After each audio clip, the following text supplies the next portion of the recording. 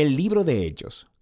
En el primer video vimos que Lucas empieza el libro mostrándonos cómo el Jesús resucitado fue exaltado como el Rey del mundo. Él prometió enviar el Espíritu Santo como su presencia personal para empoderar a sus seguidores en su tarea de ir al mundo y ser testigos de las buenas nuevas de su reino, hasta que un día Él regrese. Y así empezó el movimiento en Jerusalén, cuando el Espíritu vino y transformó a los seguidores de Jesús en el nuevo templo prometido por los profetas de la Escritura. Pero esto generó conflicto con los líderes de Jerusalén y produjo la persecución de los cristianos. El Espíritu transformó esto en algo bueno. De hecho, se convirtió en el medio a través del cual las comunidades de Jesús, originalmente judías, fueron esparcidas fuera de Jerusalén para convertirse en un movimiento internacional multiétnico. Y la iglesia emblema de este diverso movimiento de Jesús estaba en Antioquía, la ciudad más grande del Imperio Romano en esa área. Nos quedamos con Bernabé y Pablo sirviendo en la iglesia de Antioquía, y el Espíritu mueve a la iglesia a enviarles en un viaje misionero, lo que abre toda una nueva sección en el libro.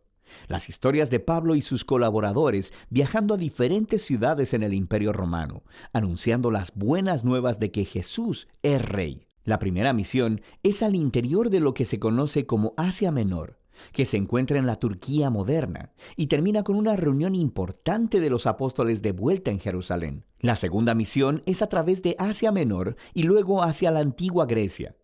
La tercera misión es a través de ese mismo territorio y concluye con el viaje de Pablo de vuelta a Jerusalén. Ahora, al contar todas estas historias, Lucas ha resaltado un número de temas importantes por medio de la repetición. Primero tenemos la misión continua a Israel.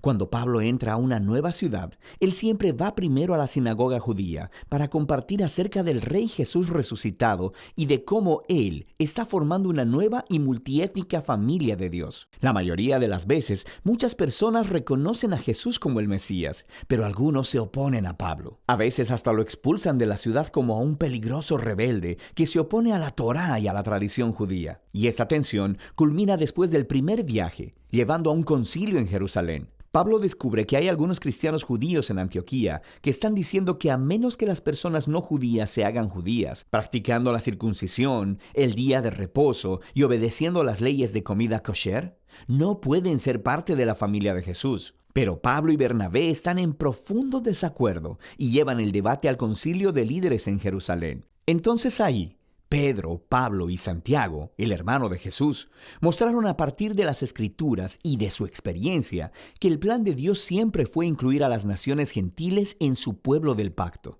Así que ellos escriben una carta pidiendo a los cristianos no judíos que dejen de participar en los sacrificios paganos del templo, pero no les requieren que adopten una identidad étnica judía o que obedezcan las leyes de la Torá. Esta decisión fue completamente revolucionaria para la historia del movimiento de Jesús.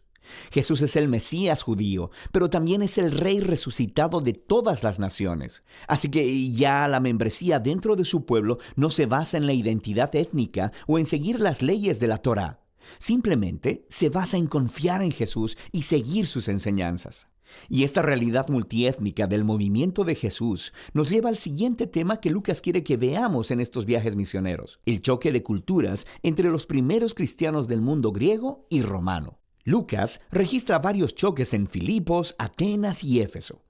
Pablo va y anuncia a Jesús como la revelación del único Dios verdadero y como Rey del mundo, que muestra a todos los dioses e ídolos como impotentes y fútiles. Y su mensaje es consistentemente visto como subversivo del estilo de vida romano y se le acusa de ser un peligroso revolucionario social. Estas historias muestran cómo las comunidades de Jesús, multiétnicas y monoteístas, no encajaban en ninguna caja cultural conocida por el pueblo romano. El mundo antiguo nunca había visto nada como ellos, y los cristianos despertaron más que solo sospechas. Otro tema que Lucas repite es cómo Pablo y los cristianos son constantemente acusados de rebelión y hasta traición contra el César, el emperador romano. Las personas entendieron correctamente a Pablo.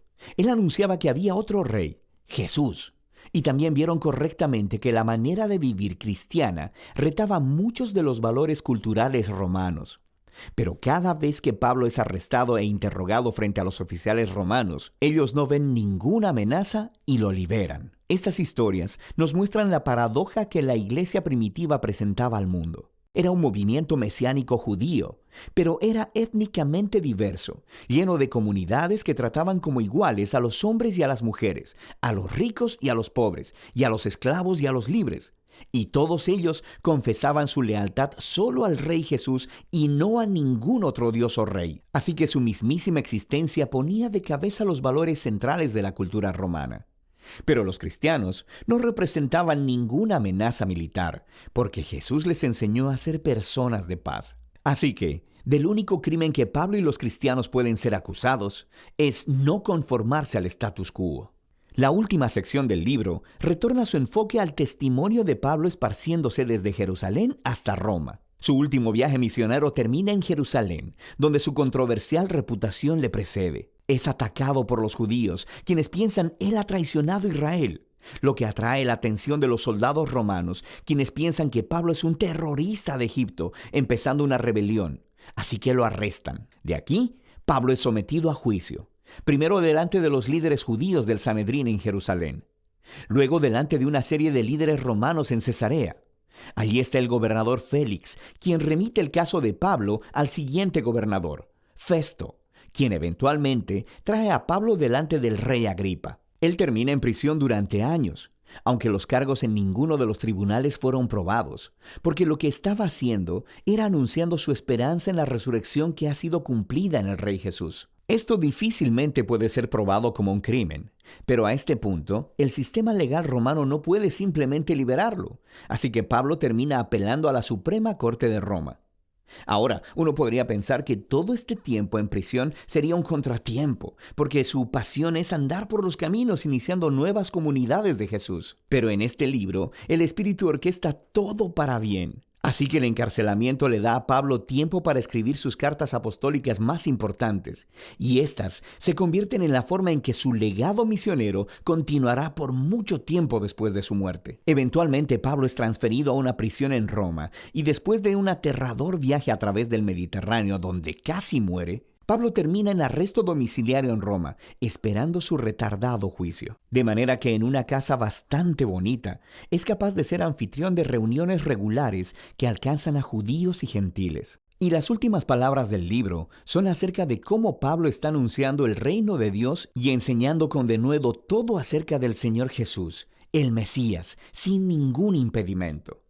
Todo esto sucediendo bajo las narices del César en Roma. La obra unificada de Lucas Hechos hace mucho más que darnos la historia de Jesús y la iglesia primitiva. Nos muestra cómo el reino de Dios vino a la tierra, como existe en el cielo, a través de la vida, muerte y resurrección de Jesús y de la venida de su Espíritu, empoderando a la iglesia para ser testigos desde Jerusalén hasta los confines de la tierra. Y mientras Lucas cuenta la historia, nos ha dado muchos ejemplos de cómo luce la fidelidad al Rey Jesús, compartiendo las buenas nuevas del resucitado Rey Jesús por medio de palabras y acciones. Significa formar comunidades de Jesús muy diversas, donde personas de todas las clases se reúnan, sean tratadas con igualdad, comprometan su lealtad al Rey Jesús y vivan obedeciendo sus enseñanzas. Todo esto se hace confiando en el poder y la guía del Espíritu Santo para liderar el camino hacia adelante.